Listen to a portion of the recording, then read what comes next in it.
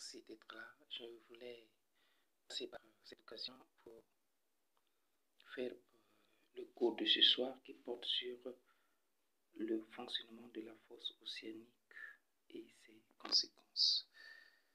Bien, donc, comme convenu, il est question que l'apprenant développe les compétences relatives qui lui permettra de décrire le fonctionnement de la fosse océanique et ses conséquences. Bien, donc, premièrement, nous devons savoir que les océans peuvent disparaître à cause de certains phénomènes liés au fonctionnement de la fosse océanique. La fosse océanique est localisée par une dépression sous-marine profonde présente dans la zone de subduction. Donc, nous allons définir ce que c'est que la fosse océanique. Donc, par définition, la fosse océanique est une dépression sous-marine présente dans la zone de subduction.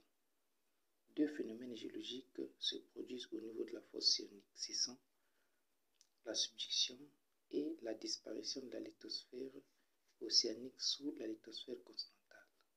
L'origine de ces deux phénomènes est les forces de compression, l'augmentation de la densité de la lithosphère océanique. Voilà ce que je peux dire. L'augmentation de la densité de la lithosphère océanique qui dépasse celle de la sténosphère.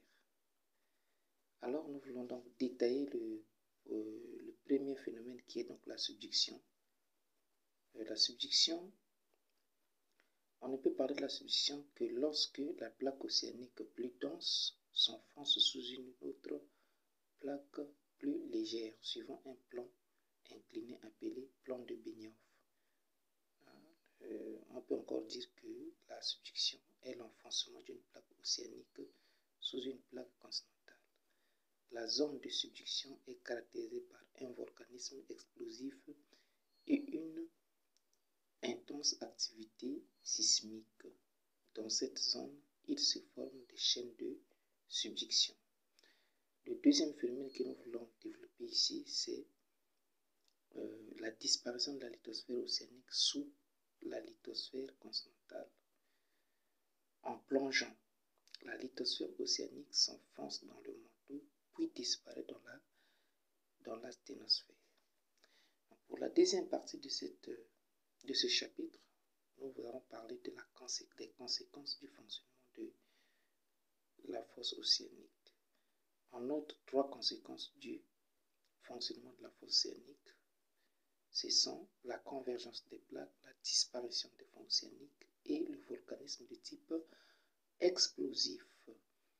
La convergence des plaques. Il s'agit donc du rapprochement des plaques dû aux forces de compression. La disparition des fonds océaniques, c'est donc la fermeture d'un océan suite à la convergence des plaques qui fait disparaître les fonds océaniques. Et nous allons parler du volcanisme de type explosif. C'est un volcan caractérisé par l'émission et la projection dans l'atmosphère des laves fluides fragmentées, des cendres et des gaz. Donc, ce que nous pouvons retenir comme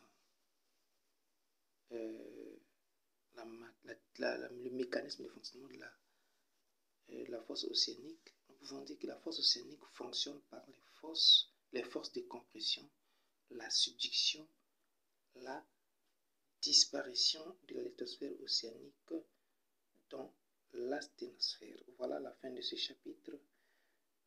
Merci de revoir ce chapitre, de le relire, de réécouter l'audio et de laisser les commentaires pour voir, pour plus d'éclaircissements sur ce que vous venez d'entendre ou de lire. En tout cas, je reste toujours disponible à vos questions en commentaire.